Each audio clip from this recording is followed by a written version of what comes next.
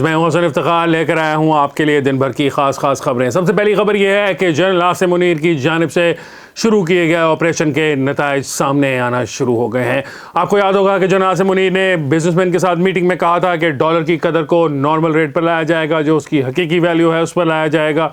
और उस ऐलान के बाद डॉलर की कीमत में तकरीबन 31 रुपये की कमी जो है वो ओपन मार्केट में देखने को मिली है। डॉलर अब 300 रुपये से नीचे ट्रेड कर रहा है, लेकिन अभी तक बस यहीं पर नहीं हुई। अब अगला जो हुकूमत का कदम होगा, जो हुकूमत की तरफ से अगला इकदाम किया जाने लगा है, वो ये इकदाम है कि हुकूमत ने डेटा इकट्ठा कर लिया है उन लोगों का जिन्होंने अपने घरों के अंदर डॉलर छुपा कर रखे हैं, यानी कि उनके लोगों के घर जिन्होंने बहुत सारे मनी एक्सचेंजेस से पैसे खरीदे, डॉलर्स के अंदर खरीदे, और उन्होंने वो पैसे खरीद कर अपने घरों में, लॉकरों में, तिजोरियों में छुपा कर रखे हैं।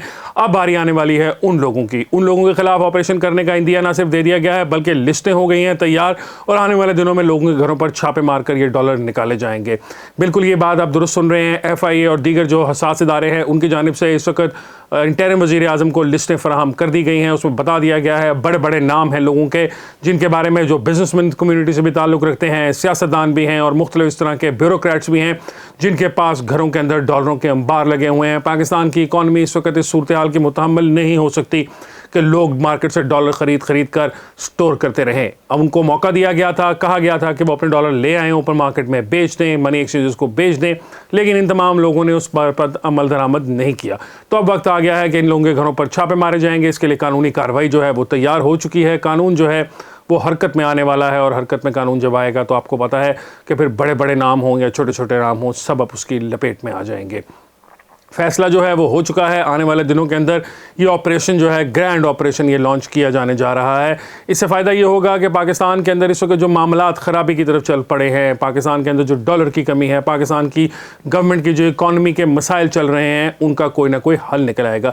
सिर्फ बात यहीं पर ही नहीं है, इसके साथ साथ ये फैसला भी किया गया है कि जिन लोगों ने बिजली की तकसीम कार कंपनियों यानी लेस्को, हेस्को, आइस्को या इस किस्म की जो दीगर कंपनीज़ हैं जो गवर्नमेंट ओन मिल्कियत में हैं, उनके जो फीसें, उनके जो पैसे हैं, बिल्स हैं, वो अदा नहीं किए, उन लोगों के ख़िलाफ़ भी कानूनी कार्रवाई की जाने लगी है। और उनकी ना सिर्फ कानूनी कार्रवाई की जाएगी उन लोगों के ख़िलाफ़, बल्कि उनकी जायदादें ज़ब्त करने का प्रोसीजर भी शुरू हो चुका है। गुजरांवाला से ये काम शुरू हुआ है। वहाँ पर 18 के करीब लोग ऐसे थे जो कि लॉन्ग टर्म से नादहिंदा थे, पैसे नहीं देते थे गैपको के, यानी कि गुजरांवाला इलेक्ट्रिक सप्लाई कॉरपोरेशन के।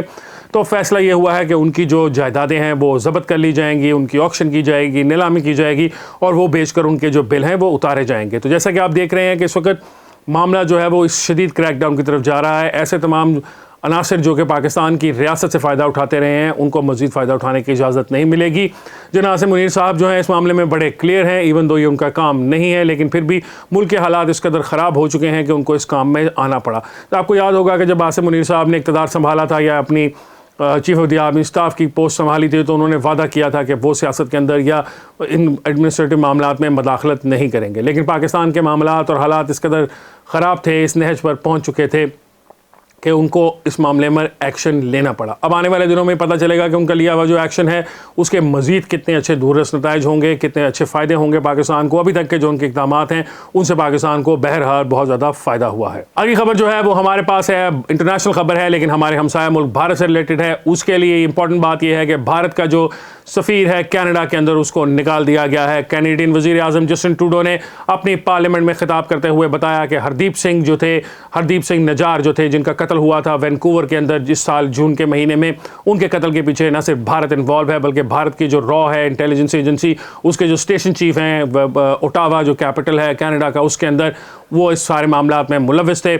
जस्टिन ट्रूडो ने पार्लियामेंट को बताया कि अब इक़दाम किए जा रहे हैं कि उस सफ़ीर को और जो स्पेशल इंटेलिजेंस एजेंसी के रॉ के हेड थे उनको मुल्क से निकाल दिया जाएगा, मुल्क बदर कर दिया जाएगा। ये बहुत बड़ी बात है। भारत जो है वो दहशतगर्दी को दुनिया भर में प्रमोट करता है। पाकिस्तान के अंदर भी भारत इस किस्म की कार्रवाइयाँ करने में आर नहीं रखता। पाकिस्तान का हमेशा से यही कहना है कि भारत एक दहशतगर्द मुल्क है, और ये किसी मुल्क की जो टेरिटोरियल इंटेग्रिटी होती है या इस किस्म की चीज़ें होती हैं उसकी कोई कदर और परवाह नहीं करता। जब से भारत के अंदर मोदी सरकार आई है तब से भारत ने टेररिज्म को एक्सपोर्ट करने का काम भी शुरू कर दिया है। हिंदुत्व का जो टेररिज्म है वो ना सिर्फ भारत के अंदर है बल्कि दुनिया भर के अंदर एक्सपोर्ट किया जा रहा है। और उसकी लेटेस्ट मिसाल जो है आप लोगों के सामने आ चुकी है, जब कनाडा के अंदर एक सिख जो खालिस्तान तहरीक के सिख रहनुमा थे, जो खालिस्तान तहरीक के बानियों में से एक थे, उनके साथ जो कुछ किया भारत ने, उसके बाद अब जो कैनेडियन हुकूमत है वो भी हरकत में आ गई है। कनाडा ने इसकी जून से लेकर अब तक तफ्तीश की, और तफ्तीश के बाद ये बात जब खुली तरह से जाहिर हो गई कि भारत जो है वो इस दहशतगर्दी में मुलव्वस है। भारतीय जो वहाँ के रॉ के इंटेलिजेंस चीफ थे वहाँ पर वो मुलव्वस हैं और भारतीय सफ़ीर भी मुलव्वस हैं। तो उसके बाद जस्टिन ट्रूडो जो हैं वज़ीर आज़म कनाडा के, उन्होंने अपने पार्लियामेंट में ऐलान करते हुए ये बात बड़ी खुले तरीके से बताई, अपने पार्लियामेंट में तमाम पार्लियामेंटेरियंस को बताई और उन्होंने बताया कि उन्होंने ये इन्फॉर्मेशन बरतानिया और अमेरिका के साथ भी शेयर की है ताकि वो लोग भी अपनी एम्बेसीज़ में इन लोगों के ऊपर नज़र रख सकें। सफारत खानों को इस्तेमाल दहशतगर्दी के अंदर करने के लिए भारत जो है उसने अपना मकाम पैदा कर लिया है। इससे कबल दुनिया भर में सफारती जो इदारे होते हैं, सफारत खाने जो होते हैं, उनको एक सेफ़ जगह समझा जाता है। डिफरेंट ममालिक जो हैं वो सफारती आदाब को मलहूज़ खातिर रखते हुए इस किस्म की कोई हरकत नहीं करते। लेकिन भारत जो है वो यकीनन हिंदुवता और मोदीवता के जुनून के अंदर इस कदर पागल हो चुका हुआ है कि वो ये सब बातें भूल चुका है कि सफारती आदाब क्या होते हैं और दूसरी चीज़ें क्या होती हैं। इस सब के बाद जो है भारत ने भी कैनेडियन सफ़ीर को भारत से मुल्क बदल करने का फैसला किया है, लेकिन ये तो सिर्फ एक रिएक्शन है जो कि भारत की तरफ से दिखाया जा रहा है। अगर भारत ऐसा ना करता तो यकीनन भारत के अपने अंदर भी बहुत सारे सवालात उठते। इस वक्त जो है इंडिया उसके साथ मामलात बहुत ज़्यादा ख़राब हो रहे हैं। ये बात बताई जा रही है कि जब जस्टिन ट्रूडो G20 के इजलास में इंडिया आए थे तो नरेंद्र मोदी ने उनसे खालिस्तान तहरीक के लोगों की बात करने की कोशिश की थी। तो जो जस्टिन ट्रूडो साहब जो हैं, जो कनाडा के वज़ीर आज़म हैं, उन्होंने बड़ा खुलकर नरेंद्र मोदी को ये बात बता दी थी कि आपके लोग जो हैं वो दहशतगर्दी में मुलव्वस हैं और हमारे पास सबूत हैं कि सिख जो खालिस्तानी लीडर थे उनके कत्ल में आपका हाथ है। जस्टिन ट्रूडो के इस बात के बाद नरेंद्र मोदी के पास कोई जवाब नहीं बचा था। नरेंद्र मोदी जो हैं वो हिंदुवता को दुनिया भर में दहशतगर्दी के लिए इस्तेमाल कर रहे हैं और अब इस बात का दुनिया भर को अंदाज़ा भी हो चुका है।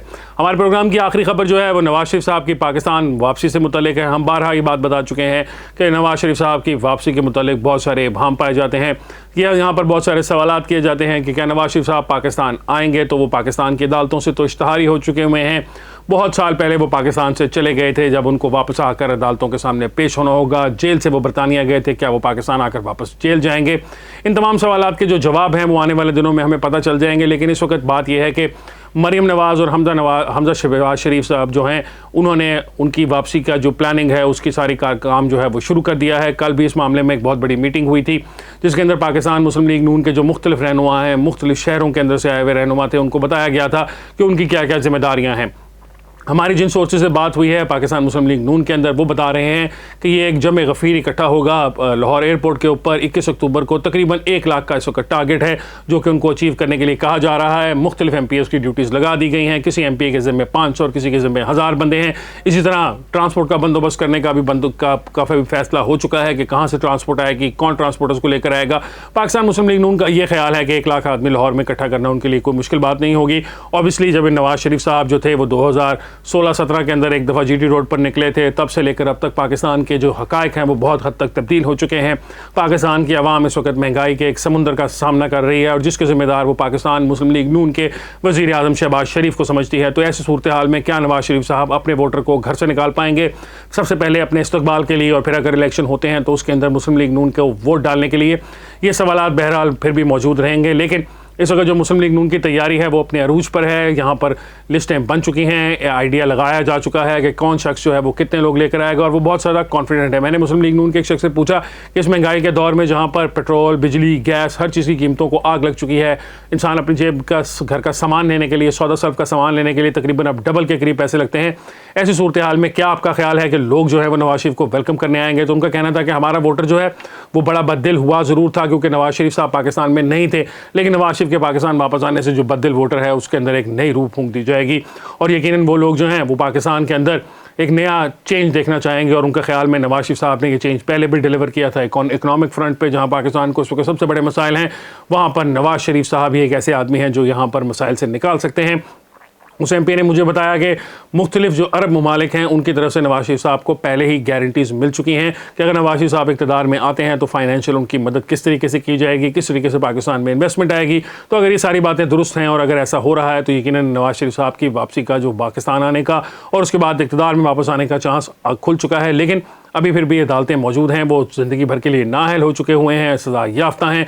ऐसी सूरत हाल में वो इलेक्शन नहीं लड़ सकते और अगर वो 21 अक्टूबर को पाकिस्तान आते हैं तो तब से लेकर इलेक्शन की डेट अनाउंस होने तक या इलेक्शन की जो भी डेट अनाउंस होती है तब तक उनके पास बहुत कलील वक्त होगा कि वो अपने आप को अदालतों से बरी कराकर दोबारा से अपनी पार्टी को लीड कर सकें।